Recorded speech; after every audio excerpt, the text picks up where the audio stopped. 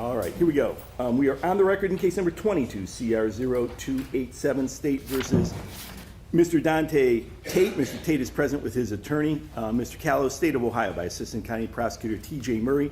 Here today for sentencing, the defendant was found guilty of one count of failure to comply with the order or signal of a police officer, a felony of the 3rd degree, and one count of receiving stolen property, a felony of the 4th degree.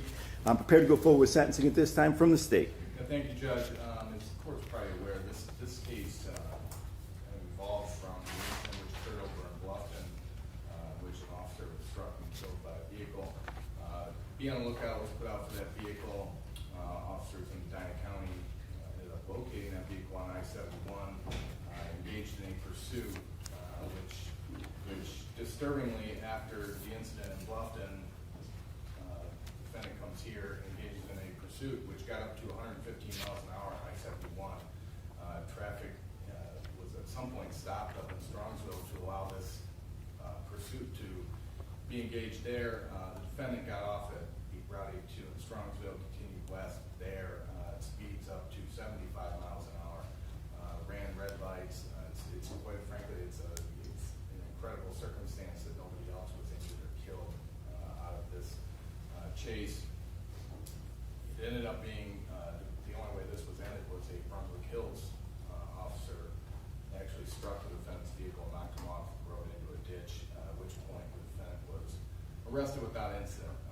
It is important, Judge, I think, to note that the defendant doesn't appear to be the one who was driving the vehicle in Bluffton when it killed the officer. However, the actions here after what had occurred over on the west side of the state, I think certainly call for us to recommend maximum prison sentence in this case be 36 months on count 1, 18 months on count 2, running consecutively, Judge. Thanks very much. Mr. Callow, sir. Thank you, Your Honor. Judge, I'd like to point out that Dante is a 19-year-old young man.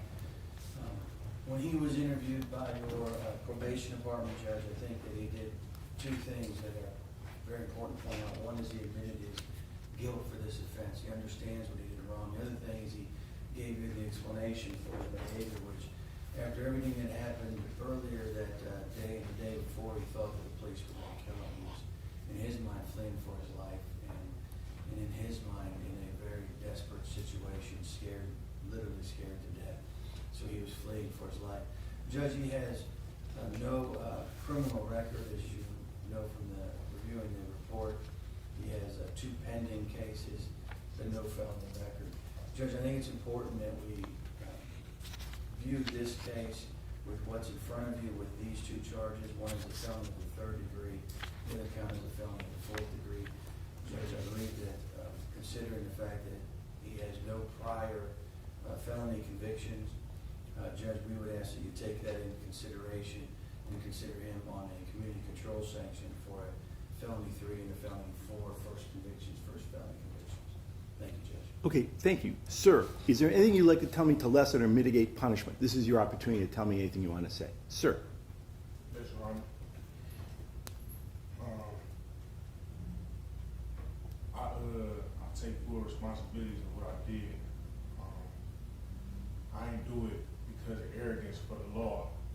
I wasn't the one who strike the officer. I just ain't know what could have happened there. I was just sat there. I think it's just not so far as what just happened. I'm thinking like the officer is in relation to the officer who has been struck. Like, they could have been friends. You know, they've been working with each other for a long time. I thought they would have killed me. Shot and killed me. So I ain't just do this just to break the law. I did it to felt like I was surviving. Like, I was trying to get home to my family. Like,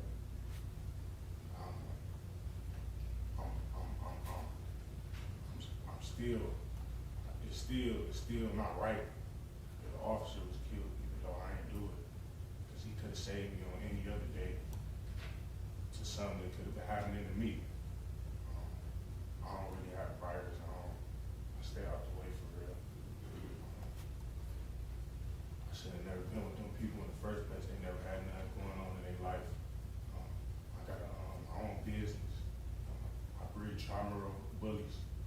Say that one more time. I did not hear what you said. I got my own business. I got that part. Oh, I breed Tribunal bullies and Italian Masters, cane Corsos.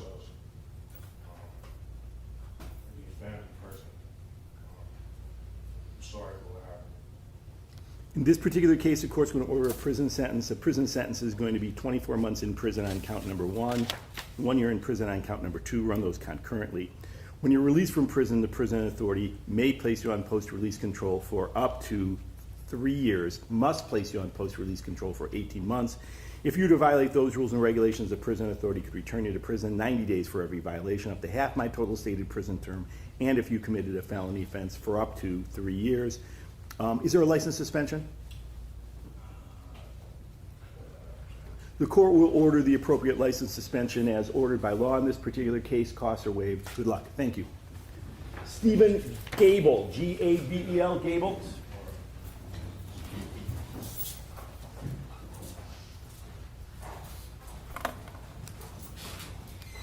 And we're on the record in 21 CR 0.